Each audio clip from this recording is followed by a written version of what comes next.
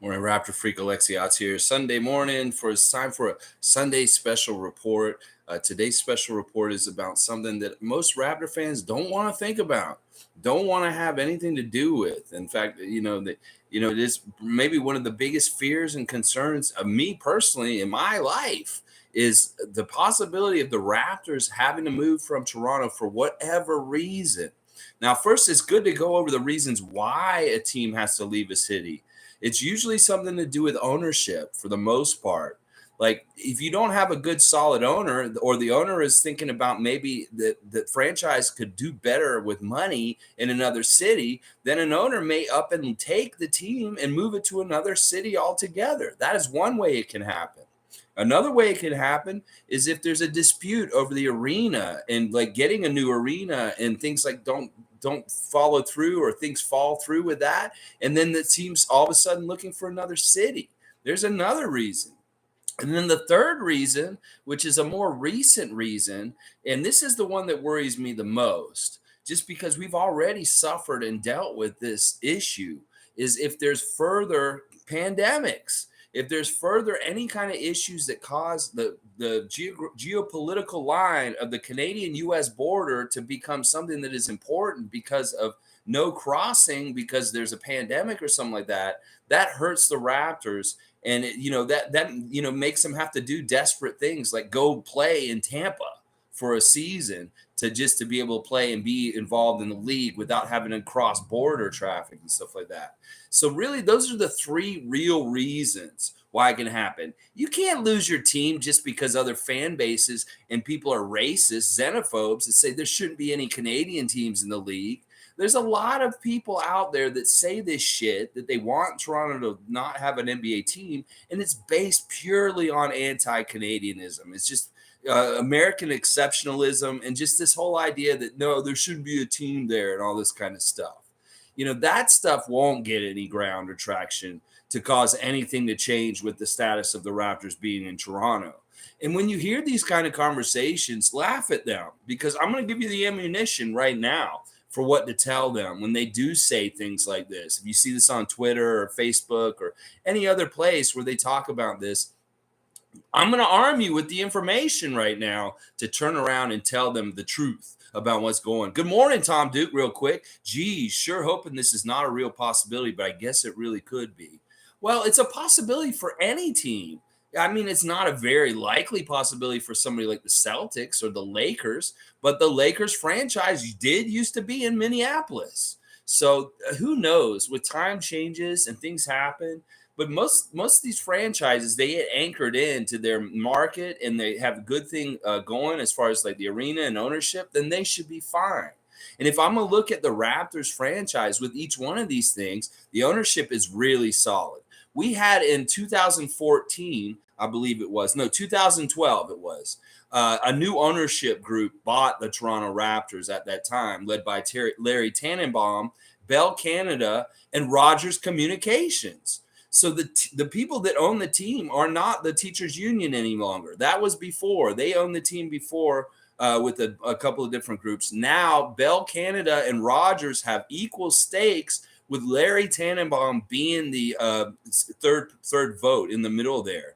So it's kind of like, listen, the people that show the games own the team. And it's like they're making money off of them. They want the team to show. So I don't see why Toronto would lose the team because of ownership. Because listen, those broadcasting partners, Rogers and Bell, are here in Toronto, and this is their market, their biggest market. So it doesn't make sense from an ownership standpoint. Something like Shad Khan in Jacksonville has to contemplate with the Jaguars all the time. Should I move the team from Jacksonville? Am I making less money here? Could I make more money if this team was in another city? And that is something that they think about in Jacksonville, the Jaguars, and Shad Khan, who owns the team, has to think about that stuff. But with the owners here, they know the cash cows here in Hogtown, and that they don't want to move the team in any kind of way, because this is where the money is to be made. So the first thing, ownership deciding they want to move the team for whatever reason, that is not likely in any kind of way. And then the second thing is the building.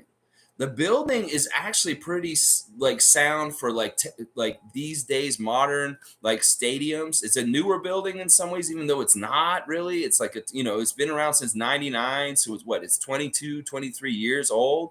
The Air Canada Center slash Scotiabank Arena, but it's still pretty top of the line. And one of the things they've done with the Scotiabank Arena over the last few years is they've remodeled it.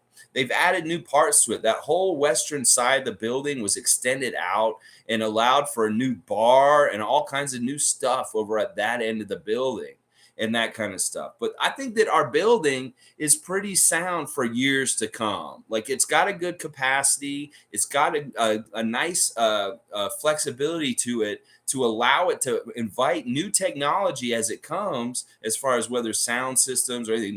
No fires on the speakers, okay?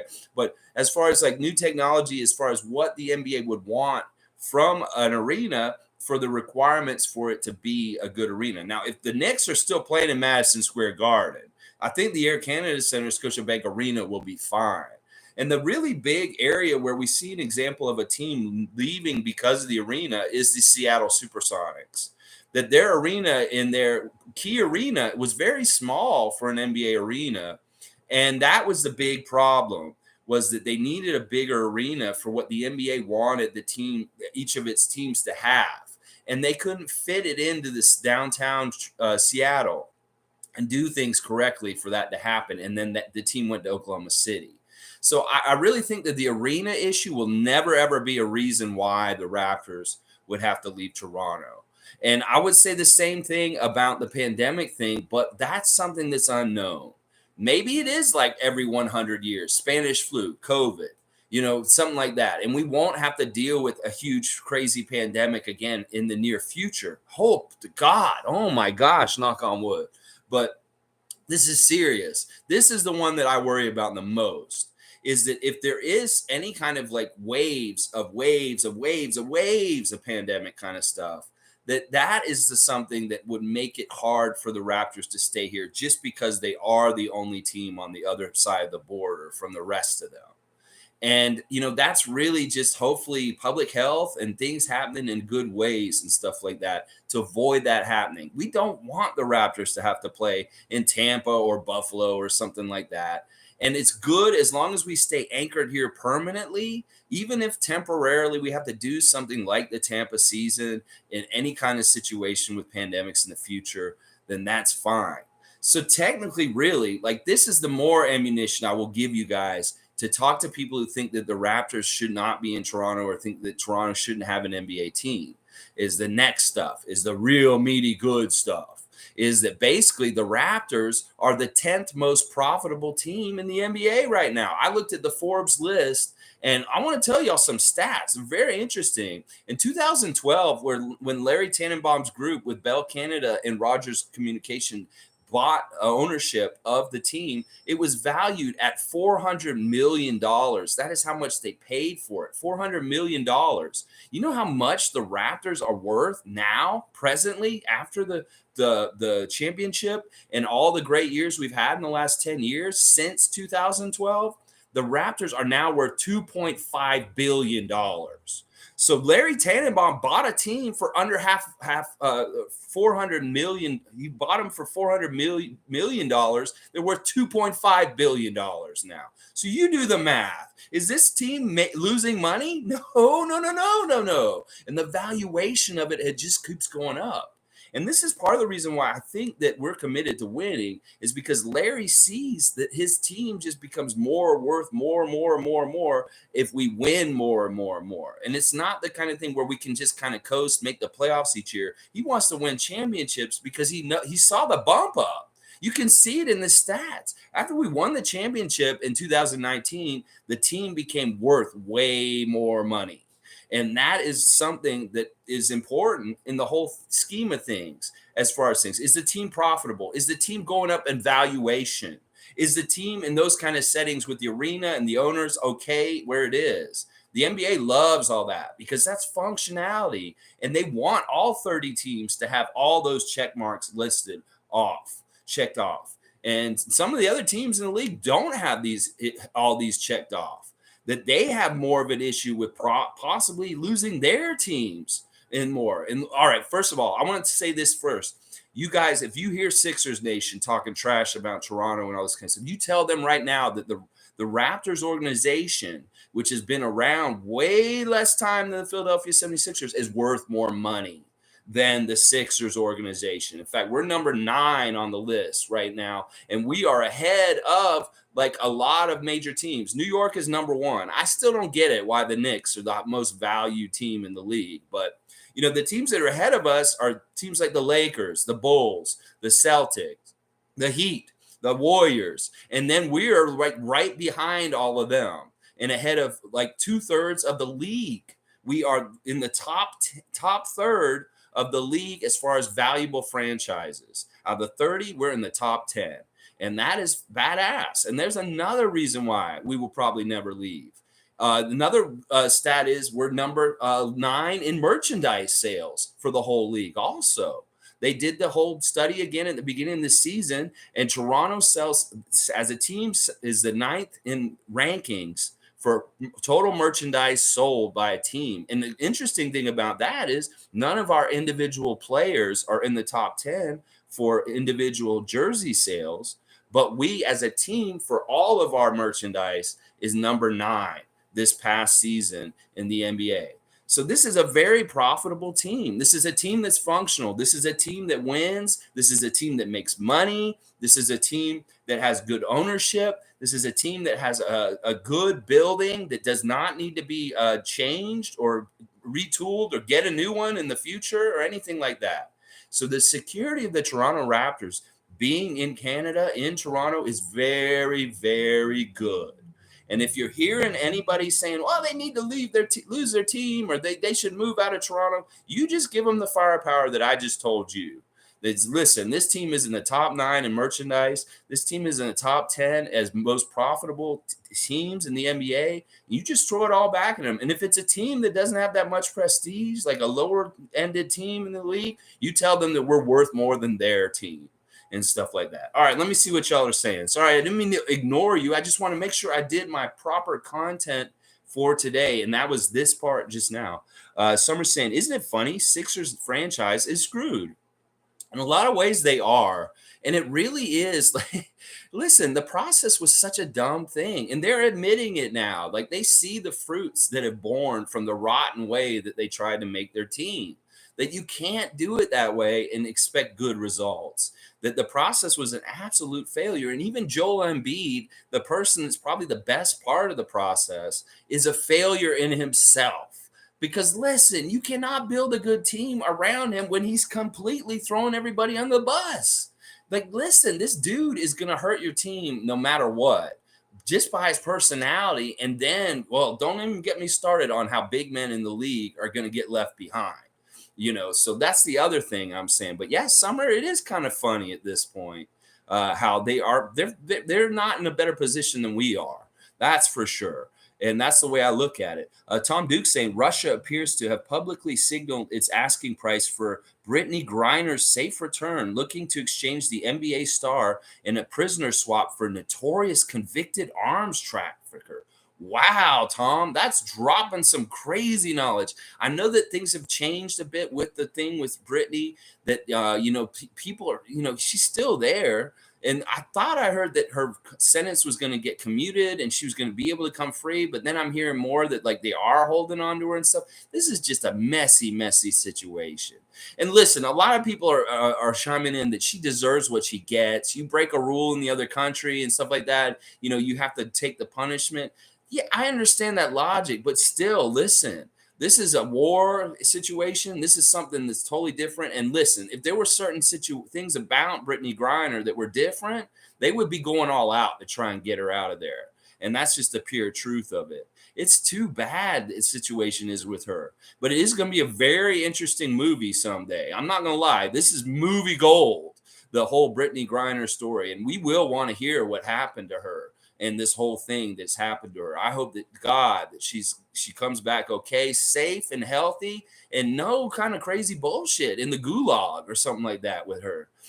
Raymond Jacobs saying at summer, Philly fans got exactly the opposite what they wanted. Doc back and Harden returning for an unlocking season. Look out. Oh, Raymond Jacob. Oh. Raymond Jacob. Yes. Sixers fans got the opposite of what they wanted. They wanted Doc fired. They didn't want Harden returning. And Daryl Morey has already said this is what he expects to happen next year, is that Harden will be back in a Sixer jersey and Doc is not getting fired. Doc is going to be coming back next year. Yeah. It is what it is. Hey, their problems are their problems. All right. So Raymond wants to know about what the team at the top is worth. Okay. The New York Knicks is worth $5.8 billion. So we're worth about half of them, maybe a little less than half of what them. So it's the top 10 is this, Raymond Jacob, just for you. Number 1, New York Knicks, $5.8 billion. Golden State, number 2, $5.6 billion. Number 3, Lakers, $5.5 billion. Bulls, 4th, $3.65 billion. Celtics, 5th, $3.55 billion. Clippers, 6th, $3.3 billion. Nets, 7th, $3.2 billion. Rockets, 8th. Yeah, that one, $2.75 billion. Mavericks, 9th, $2.7 billion. And then us, number 10, $2.475 billion. And the Sixers are right behind us, and they are not worth as much as us. And actually, I was wrong. Miami's behind us also, guys. Like, I look at the next couple is Philadelphia, Miami, Portland, Sacramento, 14. That's weird. San Antonio, Washington, Milwaukee, 17th. Phoenix, 18th. Utah, Denver, Atlanta, Indiana, Cleveland, Orlando, Oklahoma City, Detroit, Charlotte, Minnesota, New Orleans, and the very last team is the Memphis Grizzlies. They are worth the least, but that's going to change for them real quick. Watch. Good morning, Sue. Good to see Sue. Tom Duke saying, I bet Harden intentionally played lousy and wants out. He only shot like 4 times in that last game.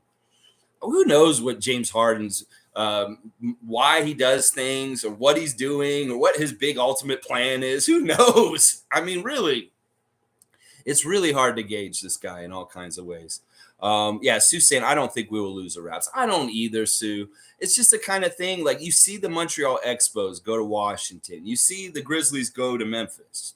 You see teams leave cities. Like the Winnipeg Jets became the Phoenix Coyotes all of a sudden, and then they came back. It's things like that.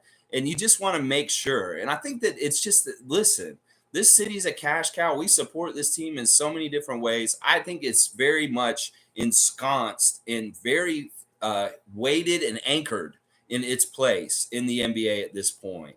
That it being a top 10 franchise money-wise, it's in the same breath with the Celtics and the Lakers and the Knicks. And that is great because we know those teams are safe exactly where they are, and we are too.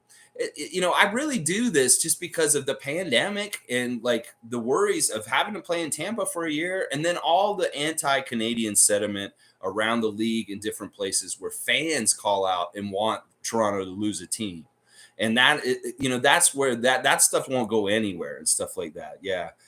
Sue saying T.O. is such a strong supporter of sports. Yeah, it was really tough with the Leafs last night. I really wanted them to win, honestly. I hate seeing this. This is now, 6 or 7 years out of the last 10 years they've lost in the first round.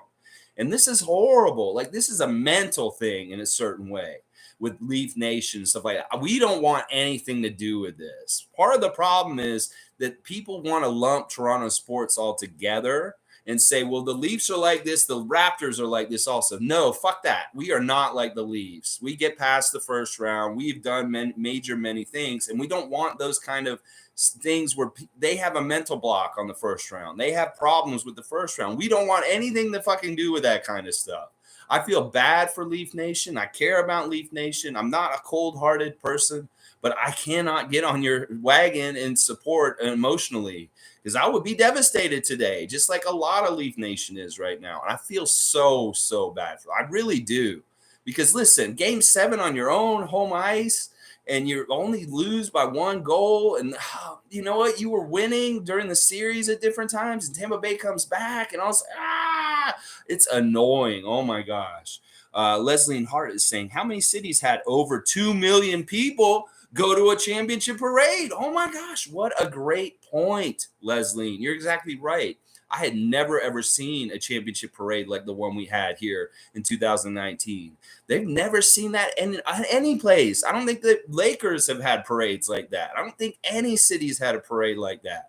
That may have been on the download one of the biggest parades ever for a sports franchise. And you're exactly right, Leslie. That shows right there just the amount of support and crazy support there is for the Raptors out there. I'm Shanky saying it's too bad the Leafs faced the defending champs in the first round. They played good enough to beat any team. Yeah, this is something similar to what the Blue Jays go through, and us too, to a degree. The Raptors, because of the geographic position of Toronto in relation to New England and Atlantic Division, that means we get put in the Atlantic Division in a lot of sports, AL East. You know, the division that the Leafs are in, it's all like original 6 teams. It's Boston and like Detroit. You know, it's those teams that have been around forever that are really trying to win hard too. New York and Boston. We play New York and Boston in all of our divisions. And those are big markets and markets that really want to win with a lot of tradition. So Toronto sports franchise has a hard time dealing with the teams like that. And that's just part of it. Like the Maple Leafs have to play teams like Tampa Bay and Boston Bruins usually early in their playoff. And these would be, maybe if they did the seeding differently, something like that would be the Eastern final. Would be them, Tampa versus Toronto. But because the seeding, and I don't necessarily understand it because I don't pay close enough attention to NHL, it always seems like the Leafs have a really high caliber first round opponent. Like they're playing the Boston Bruins or they're playing the defending champion Tampa Bay Lightning. And this smacks of the same kind of shit with the Blue Jays in the American League East, where they could not get into the playoffs because the Red Sox and the Yankees were always jumping into the divisional top. And then if there's a wild card, then one of the other one would get it. So it's just a very competitive geographic region of North America that Toronto gets coupled with New York City and Boston, Philadelphia, these kind of cities in their own division all the time. And these are rabid sports cities where they're just the same. And the fact that we compete and we do okay with these kind of cities against us in a lot of different sports is really good in a lot of ways. But you're right, Shanky. Like if they had a better first round matchup, they would have beat them. They would have beat them, but because it's Tampa Bay, that's a 2-time defending Stanley Cup champion. They're no joke. They are no joke. And they're the same core that's been around messing up this league for a while. Stamkos, Kucherov, those guys have been doing this for a while and stuff like that. So Susan, Leaf fans just say stuff like that because misery loves company. Really, with all the money and cash, the cachet that Leafs have, there is no reason for losing for over 50 years. I feel for Leaf fans. Yeah, I'm not going to talk about Harold Ballard. I'm not going to talk about like the different kind of things in the history of the Leafs that may have led to these kind of things. Listen, if they really wanted my advice about things, they need to get a really good Masai Ujiri for the Leafs. And they've tried different people. Shanahan, they've had different people come in and try and do things, and they're not getting success from it. And they need to figure this out. I don't know what it is. It's like, I don't know what it is. Leaf culture is very weird to me, and I try to stay away from it because I'm one of the people that tries to hold a barrier between the Leafs and the Raptors because I saw just how much the Leafs mess up the Raptors with their kind of culture. And the less that there's Leaf culture in Raptor culture, the better. Because, you know, it's different things like that. But I do feel sorry for them. I'm really glad that Edmonton won the later game, and we still have a Canadian chance to get the Stanley Cup. That's what it is for me in the NHL, is I just want Lord Stanley to come back to Canada. So go Oilers. I'm an Oilers fan for the rest of the NHL playoffs now. Tom Duke's saying, how about them Oilers? Yeah, they have underachieved for years, too. Might be their year. Good for Connor McDavid. Good for the Oilers. They have a great franchise history with Wayne Gretzky and those Stanley Cups that they had way back in the day. fantastic team. I would love to see Edmonton make some noise and do some stuff. And TSN, Sportsnet, y'all put them on blast. Forget about the Leafs. They're done now. They're going golfing. And now you need to put an equal amount of attention on the one Canadian team that's still playing right now and give them some extra special attention. That's what I'm saying. Hey, Tom, we're already kind of Oiler fans because you were doing the oil cans of maple syrup all year long, baby. That's right. Oiler fans, we are oil cans of maple leaf syrup going on 100%. Right here. Oh, yeah. Edmonton Oilers, pour on that maple leaf syrup. Not that maple leaf syrup, maple syrup on real thick and win the next round, too. Keep going. Oh, yeah. All right. J.O.'s here. This is Philly fan. Hey, man, how's things going this Sunday morning? Things are going pretty good. We're just talking a little bit about something that probably will never, ever happen, but just being careful and talking about it just in case. Here we go. Tom Duke's got the oil cans out. Yep, this is what it's all about. A couple of other things I just want to talk about real quick that I didn't touch on the last couple of days. I meant to, but I forgot yesterday. Scotty Barnes has a new ad campaign out with Holt Renfrew. He's done one of these wearing clothes kind of clips with Holt Renfrew. You can go find it on YouTube. Just look it up. Scotty Barnes trying on clothes. I think they did this with OG like a year or so ago, where he comes in or Serge did it also couple years ago, where they basically come in and they dress them and they show their style and they talk stuff like that. Very interesting clip. Scotty says a couple things I didn't like, but there's a couple things that are really cool and stuff like that. Like he said his favorite artist is Lil Uzi Vert. And different things like that. He's just kind of, you get his personality from it. But one of the things he said that I did not like was that his favorite place in the world is Miami because he likes it because it's hot. We don't like hearing that kind of stuff here in Toronto. But, it is what it is. And at least the kid has some style. He has some fun with the clip. Go watch it. Maybe I'll put it in the comments after this, the Holt Renfrew thing with Scotty Barnes this past week. And then the other thing that Monique posted this the other day, and I'm like, I'm in awe of this. First of all, it's the off season for the Raptors right now, but it's not the off season for the children of the Raptors and the brothers of the Raptors. That's for sure. Thad Young is running this crazy camp with the young brothers, his children, and they're making them work. And you can see it on Instagram every single day. If you follow Thad Young, you'll see him putting his kids through the ringer as far as like training them and getting them basketball ready. But the kid that's really impressed me this week is Monique posted some highlight clips of Grayson Trent. This is Gary Trent Jr.'s brother. This is not his son. This is his younger brother who's about 7 or 8. He's not very old. He's a young kid. And holy crap, that kid can ball. In fact, the way that he looked on the court reminded me of when I saw Steph Curry as a little kid. Like, I'm not lying. Like, when I saw Steph Curry as a little kid when Dell played for the Raptors and he was out there practicing with his dad before the games, I was like, that kid is really good. Well, I got the same feeling about Grayson Trent. I was trying to speculate whether Gary's brothers, like Gary Trent Sr.'s sons, the younger ones, were going to be basketball players. And Gary Trent Sr. was saying, well, one of the ones is more into martial arts. But I didn't realize that Grayson is into it because this is the thing. The kid was like a mini Gary Trent out there. It was crazy. If you find this clip of Grayson Trent, you will see him do the pop and stop. The stop and pops like Gary does. Like he's doing all the same kind of moves that Gary Trent Jr. does for us on the Raptors in his little league of like basketball that he's playing in. And he was so much better than all the other kids around him. It was crazy. He could do whatever he wanted. Like if you watch the highlight, you'd be super impressed with Grayson Trent, Gary's little brother, who's like 15, almost 20 years younger than him.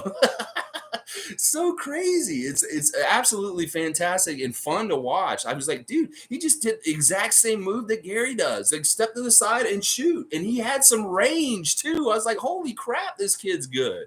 Anyway, I'll stop going on and on about Grayson Trent. But yeah, check that out. Maybe I'll get that clip also and put that up also. All right, not too long today. I just wanted to do a half hour or something like that. Not too long. If you guys have anything else you want to talk about real quick, J.O., glad to see you here. It's tough being a sports fan. Your city's had some tough times, with you guys going out recently. And now our Leafs are out last night. It's just a playoff season. Cities are going to be disappointed, and one city for each sport will go crazy and be happy. Oh, that's the other thing I wanted to talk about. You guys were talking about the Deer District yesterday, and I didn't realize what the news was about that until later. Like, the shootings in the states are getting out of control. This is messed up stuff. Like in Buffalo yesterday, people shooting up a supermarket. The stuff in Deer District on Friday night was really disappointing. The amount of people that got shot after the game against the Celtics on Friday night in Milwaukee is messed up. Now, none of them were not, I don't think any of them were life threatening, but they shouldn't be having gang shootings at each other and huge crowds with public places like that. That's very dangerous and bad. And it's so bad that the Milwaukee Bucks have canceled their Deer District watch party for Game 7 tonight. That they're going to Boston, the team, to play the Boston Celtics in Boston today at 3:30 this afternoon. And there's going to be nobody outside in Deer District in Milwaukee because some people ruined the fun by shooting the place up and stuff like that. So that's really bad. And listen, I know we had a little bit of a shooting the day that we had the championship parade, but holy crap, we had 2 million people, like Leslie said. And, listen, there was very orderly for the most part. And that thing that happened was right at the end of everything. And also, we all had to stand out in the heat for like 3 or 4 extra hours because the parade route got stopped and was delayed. And there was all kinds of logistical problems with the championship parade for the Raptors. The fact that we only had a little bit of a shootout in the corner and nobody got hurt really is just somebody shot a gun, basically. That's fantastic compared to this. So anybody who's trying to compare Toronto stuff to what happened in Milwaukee is a whole different kind of thing. Because the Milwaukee shootings, there were 3 of them, and there were about 20 people that got shot and stuff like that. And that's really not good. Really, really not good. Summer's saying, yeah, that Buffalo video I saw was disturbing. I'm scarred for life. I haven't seen any video of that. I have seen video of the way that they're treating the journalist's funeral with the Israeli police. What they're doing is not classy, is wrong. You should let people mourn their dead and bury them. And whatever they were doing to terrorize them during a funeral was real messed up. There's a lot of footage that's being put out and things that I just don't like seeing.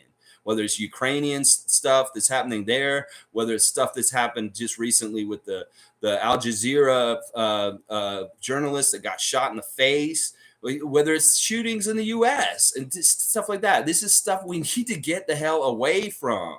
And this is the problem with these leaders, that they're not doing things about the things that are real problems. They're more worried about making money and figuring out like how to take away people's freedoms by repealing Roe versus Wade when they need to be taking care of violence, taking care of people. Because this is the thing, you take care of people, people have their basic needs met. They're not out shooting people. They're not out causing more destruction. This is the key to it all, is that if you get people out of poverty and out of dire situations where they're doing bad things and reckless decisions to survive, you can save a lot of this pain and misery of violence that is all derived from subjugating people and putting them in poverty and misery. And that's what you get. You get violence and awful shit like shootings is what happens. Yeah.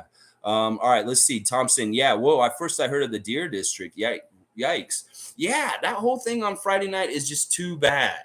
Leaf Nation, listen, last night they went to Maple Leaf Square and they watched the game. There's another scandal with that. People were trying to sell their ticket to Maple Leaf Square on the outside where they're supposed to be free tickets. And then the other double whammy was when they sold the ticket to get into Maple Leaf Square to the person, they couldn't get in anyway. They were screwed because it's non-transferable. They get down there and they said, well, I just got it from somebody else. I paid $80 for a pass to get in Maple Leaf Square, and they show up and they say, I'm sorry, you can't come in because this is not transferable.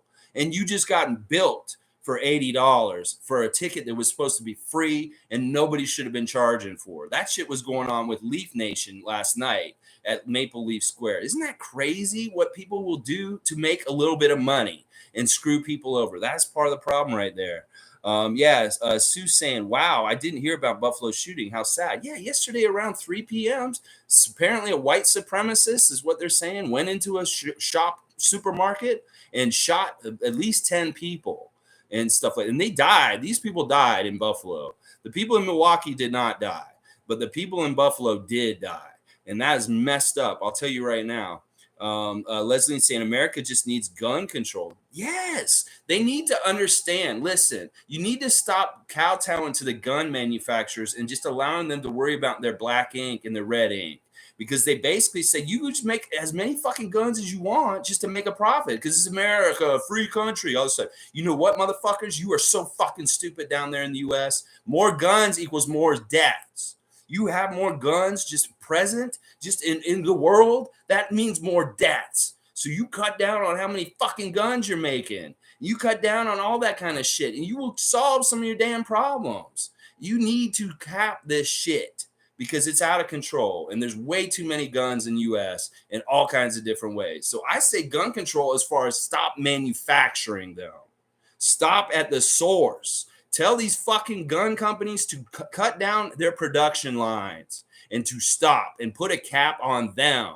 Make a tax on them. You want to put carbon emission tax on people? That is good. Put a death tax on the gun companies. Say you want to make this many guns? Well, this is going to be this much gun tax because we're going to take into account how many deaths your fucking product are going to cause out there. So we're going to get the money from you right now. And do that. A death tax on gun companies that manufacture guns. Hello, very smart solution, but they'll never fucking do it because they only care about making money and black ink and profitability. And they will do it to the detriment and the health and the safety of every single person in this world in this way. Yeah, it's so messed up. Tom Duke saying Buffalo is just sickening, racist piece of junk.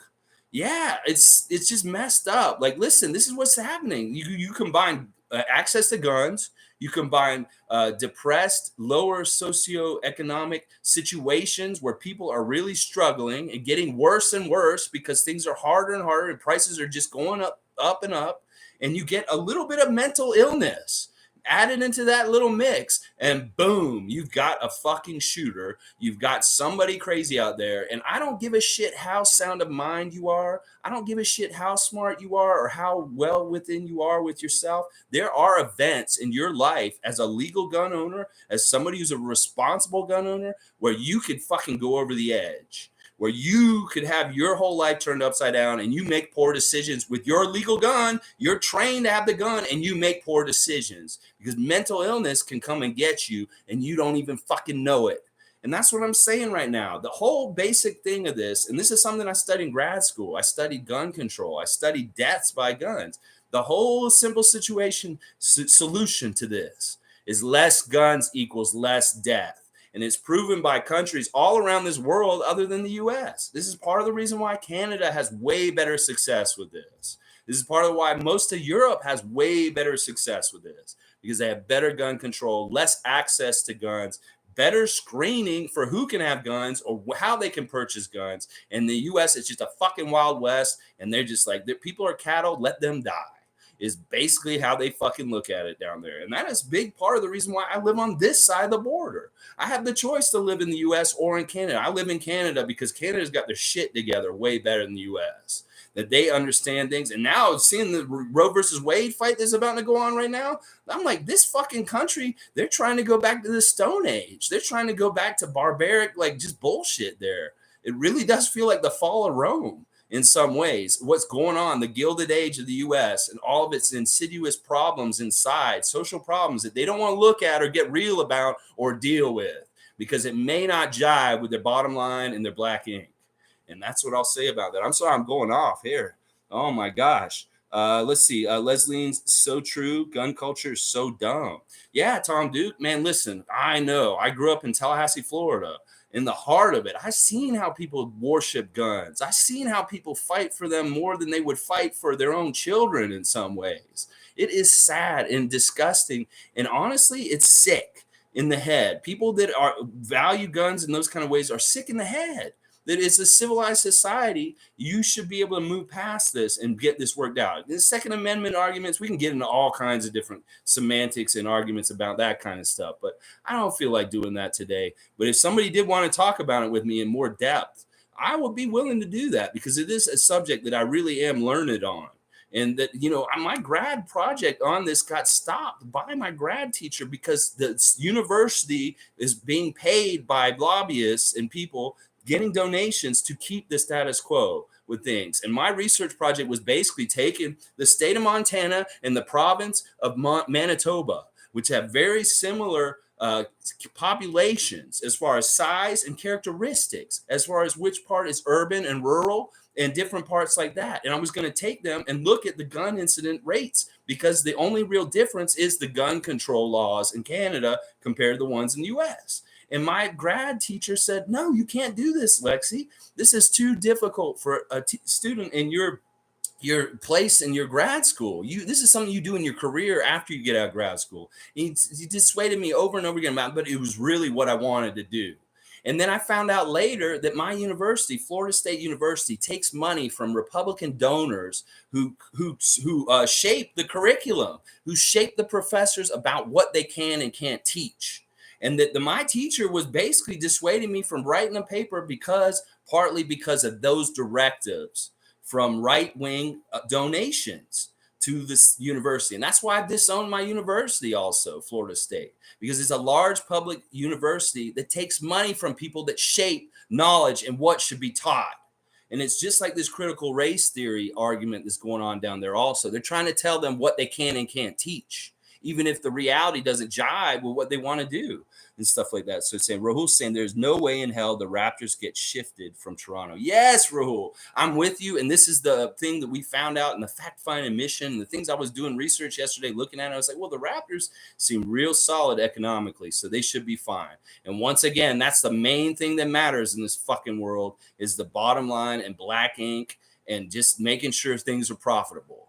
And that's all that matters. Leslie saying this guy showed up in tactical gear at the grocery store, grocery shopping while black. He had no mental health issues. He wanted to kill black people.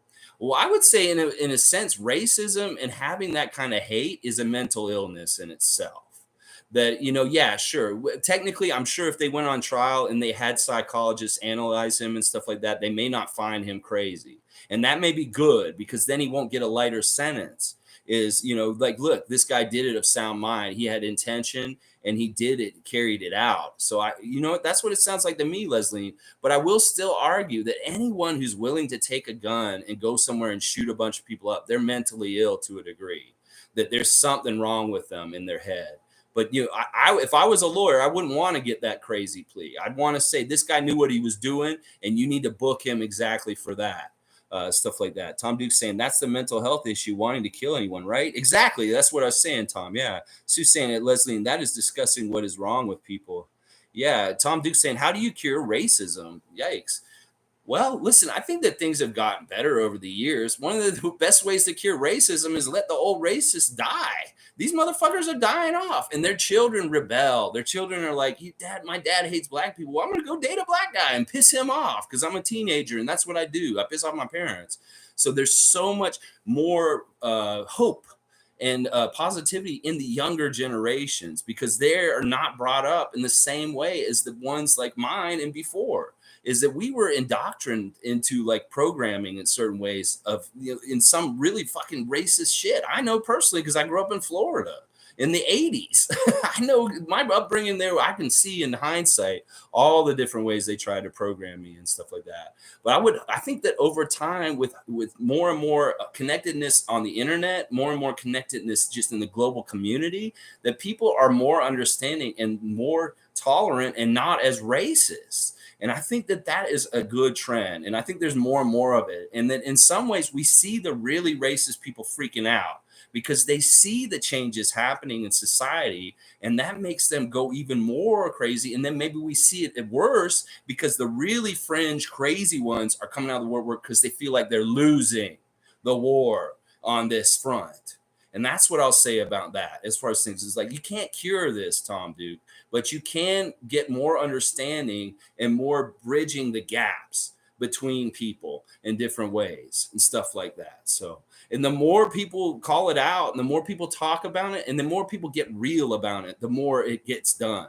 That's the kind of stuff that'll do it.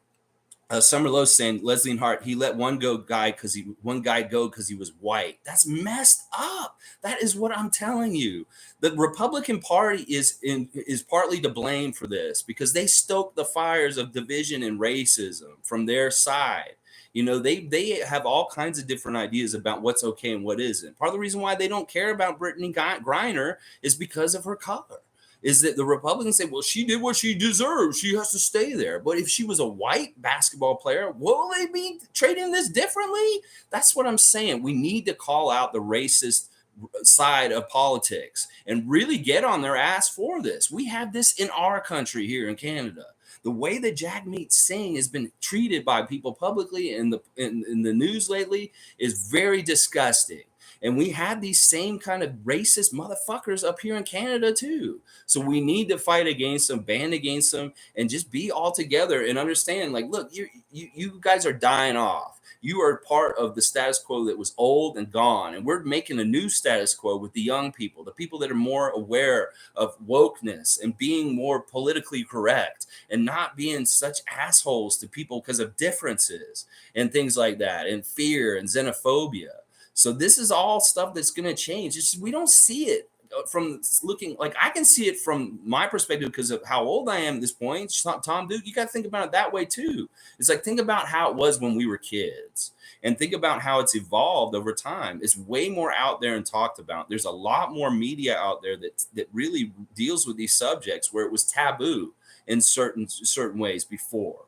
And that is so much better for all the things as far as helping to fight racism and to make the world a better place in general. It's just getting it out there and shining a light and talking about it and getting real about it and owning up to it if you're the racist person and trying to change, all that kind of stuff.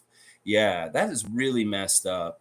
Let's see. Rahul saying, I wish Masai became the president for the Leafs. That's too much work, Rahul. That's way too much on his workload. I mean, he's got all the stuff he's doing in Africa and the Raptors and stuff. It's like, no. He can't do that too. But they do need somebody like him for the Leafs and somebody that's not going to get jerked around. Like, they really need to say, this guy is the captain and he's steering the ship. And they're not going to try and like do little like influence things on the side along with them. There needs to be one person who's very capable, knows what they're doing, who will get them out of it, like Masai did for us. And I don't know who that is. I don't know who in the hockey world has that kind of cred or would be kind of that kind of person coming up. But though, that's who the Leafs need to get. They need to get a Masai Ujiri that instills that new culture, that instills like, this is a new era and this is who we're going to be going forward. And if you're not going to work with me and share my vision, then, you're not going to work with me. You're out, stuff like that. So I think that they just need somebody like him, but no, they can't have him because it's too much distraction. Then that job may be too much, like the Maple Leaf job. Summer Duke saying, no way, that's effed up. And Summer Lowe's also saying at Tom, yeah, I saw it in the video. One white guy dropped to the ground and he said sorry to that guy and didn't shoot him and kept moving. I'm telling you, it's disgusting. Terrorists in this world are not the terrorists that we've been told that were. Like the 9/11 people, sure, they were terrorists. But the people that look like them that are around the world are not the terrorists. In fact, more often than not, the people that look like me are the terrorists, are the school shooters, are the Kyle Rittenhouses, are the fucking, people like the people that shoot a journalist in the face. Those are terrorists. Israel is terrorists. American white supremacist fundamentalists are terrorists. People that went to the Capitol on January the 6th are terrorists. These are what terrorists are. Is a person like that fucker in Buffalo yesterday. He is a fucking terrorist. So anytime anybody starts using that word terrorist, these are the people that are instilling terror. These are the people that are doing wrongs and aggressively violent ways towards humanity that should be considered the real terrorists. And in this world, the more fundamentally religious you are, the more likely you're a terrorist. Is like, yeah, the Taliban, Sharia law, that's one end of it. But you know what? White Christian, racist ass motherfucker, that is another end of it also. And they are exactly equal in a lot of ways because it turns into this shit in Buffalo. Is that kind of that white fundamentalist Christian fucking racist piece of shit that went in that supermarket yesterday? He is a terrorist. And he is just as bad as a fucking suicide bomber. He's just as bad as Israeli forces shooting that woman in the face this week. They're all terrorists. Whoever starts the terror in the world is a terrorist. And that's Putin. That's the fucking Israeli police. That's the fucking shooter in Buffalo yesterday. They're all terrorists. That's what the terrorists are. All right, let's keep going. Leslie's saying, all my friends are from so many cultures and has made my life so much better. I'm so happy that you're talking about this. I think it's great that we can have a conversation. Yeah, Leslie, listen, I study sociology. I really care about helping to make this world a better place. And if I have a platform, if I have an audience, I'm going to be no holds barred. I'm going to speak my mind. I'm not going to be so afraid that I'm going to lose viewers or followers by speaking my mind. That's one thing I will not do here is I'm not going to mince my words. And I may lose people along the way for different things like maybe I lose some Leaf fans because I'm not fully invested in the Leafs. But this is something that I feel strongly about. And I don't give a shit. I got to be 100% me and have my opinions. And they're not all going to line up with everybody all the time. But this is how I feel about this. And I think that we should all be talking about this more and more, that this is really important stuff. And I love what you're saying. We're so lucky here in Toronto because you have friends all around the world, people from all different nations, every different continent in this whole entire earth. And that you can really broaden your scope and become more culturally, aware of all different kinds of people from all walks of life in a city like Toronto, a city like New York, a city like Chicago. And this is what people need to realize and stuff like that. We have so much strength and diversity and difference and us coming together and using our strengths together for one good cause. And that's why ultimately the good side's going to win, is because at a certain point, more people believe in what we believe in. And we're going to rise up and say, fuck all this shit, whether it's Roe versus Wade, whether it's gun violence, whether it's whatever it is. The people, when they really care and they get motivated, they make sure change happens. And like I said, we're at a time in history right now where people really need to get activated and fight for their future, because there's so many different things that are going downhill in different ways right now, especially in the United States. And that is stuff we need to worry about here in Canada also, as a side, like a country near them and mimicking them in times in certain ways. Like our white supremacists here, our far right white supremacists here are the same kind of people as the ones in the United States. And, they do a fucked up shit up here too. Like whether it's the fights over the lobster traps out east and the racist stuff that's happened with that, whether it's like, there's crimes and awful things that happen in Canada against Indigenous people and people of color and different people of different, sexual preferences and stuff like that. So we're no better than the States in some ways, but we do have less guns. So we don't have as many incidents. So that is good in itself. But we do have gun incidents too. And, that's also partly on the States too, because if y'all didn't have such fucked up gun laws, maybe so many illegal guns wouldn't be coming into Canada. So the United States, you caused a lot of the violence in Toronto specifically yourself because of the gun access that people get to come over here and stuff like that. Anselm is here. Good to see Anselm.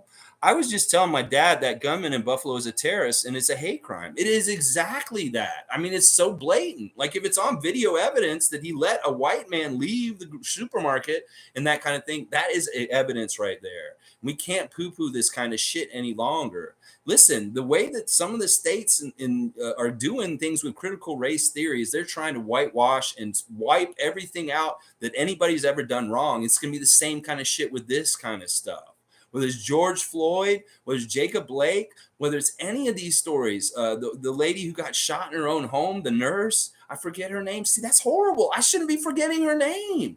Breonna Taylor. This is what I'm saying. They want us in the history books. They don't talk about George Floyd. 50 years from now, you will know this is the same shit that they done with every racist full of shit thing that they did in the century before us. Emmett Till, all the different other fucked up shit, Rosewood, all the different fucked up shit that happened in the history of the U.S. that they just sweep under the cover. Well, you watch in years to come, will they try and sweep George Floyd under the cover and shit like that? We can't let this kind of shit happen. Tom Duke saying, I'm a 50-year-old white guy, so I feel my part needs to be bigger. And I've seen changes. The world is also more in our face, available with the internet. Yes, exactly, Tom. Listen, we have privilege, you and I, in a lot of ways that other people don't. And it is on us to, in a lot of degrees, to speak up and say something in our place where we are to help. Because listen, you got to walk the walk. You got to talk the talk, walk the walk. If we're going to be like this, I will do this out in public. If I see some fucked up shit happening in front of me, I will get involved. Like one day I was sitting on the streetcar in Toronto, just up the street on Gerrard, going down the road, and this lady, I think she was Russian. She was speaking in Russian, I think, and she was kind of disoriented. She may have been mentally ill. She was older. She had white hair. All of a sudden, like I was sitting in the back of the streetcar with this black guy, and he was watching the basketball game. He's watching the Raptors game on his handheld device. And I was kind of watching over his shoulder, and he had his headphones in. And this Russian lady all of a sudden just started yelling the N-word and ran at him and snatched the headphones out of his head and then started pummeling him, just like hitting him. It's like, I was like, what the fuck is going on here? And so I stood up and I got in between her and that guy, and I took all the blows. And I said, what the fuck? You hit me, keep hitting me. And the streetcar driver stopped the streetcar, and he came in the back and he said, do you guys want to report this and all this kind of stuff? And the dude was just like, no, he didn't. She didn't really hurt him. But it was like really kind of fucked up to see just in life. And I was like, no, motherfucking bitch, I'm not going to let you do this on this bus, on this streetcar and stuff like that. So anything we can do to help stand up and do things to help out is good. And that's what I'm saying, Tom. Like if that's the rest of my life dedicated to that, that's what I'll do. I'll dedicate myself to this YouTube channel and to fucking being a social justice warrior. And just trying to get better things happening in this world in whatever area, whether it's, the fight over Roe versus Wade, whether it's gun control, whether it's racism issues, critical race theory, whatever is going on in this world, that we need to help to be progressive and move towards a better future in different ways. Let's see. So Raymond Jacobs saying, what is your idea of a perfect world? For me, man, it's like I guess I have to compartmentalize this, Raymond Jacob. Like, is it what aspect? The Raptors win a championship every year. I'll say that.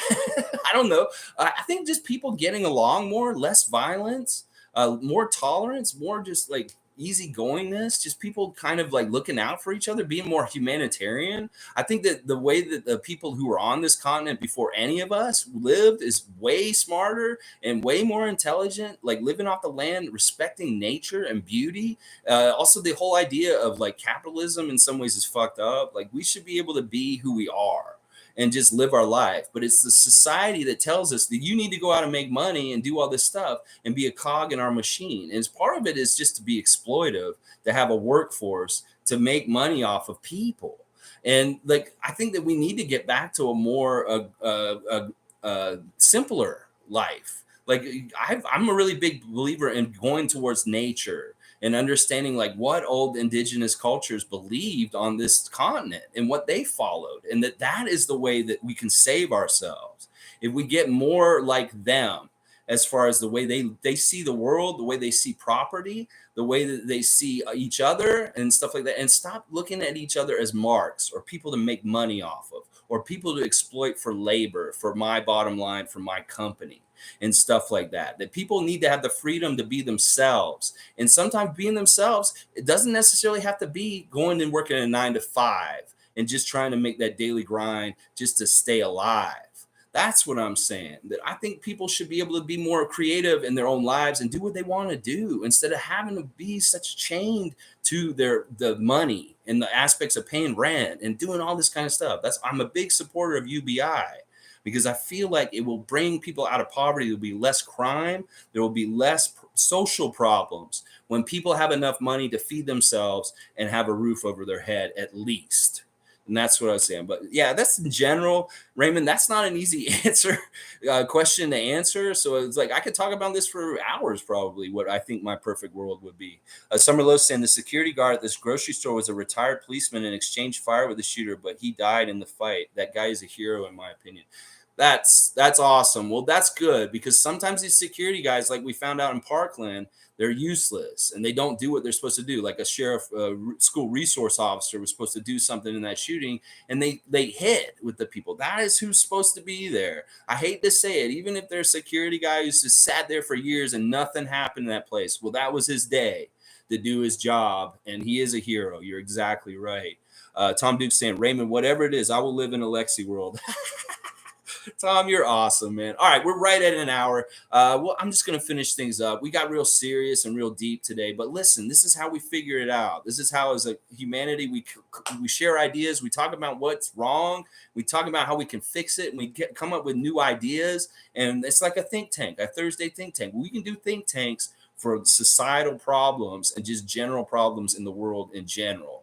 That is great, and that's fantastic. And who knows? I'm doing these YouTubes. It could be in 100, 200 years from now, people are unearthing this stuff, and they're like, "Whoa, look at the Raptor Freak channel and what this guy was saying then." And then, boom! Hopefully, some of the things that we say here have a ripple effect and a butterfly effect, and boom! They go out there, and things do actually change for the better, and we do get towards more positive future instead of some of the dystopian shit that's happening right now is really kind of scary and messed up. Whether it's a madman like Putin in the middle of a war who may like he's threatened with nuclear powers just because of something like Finland wanting to join NATO.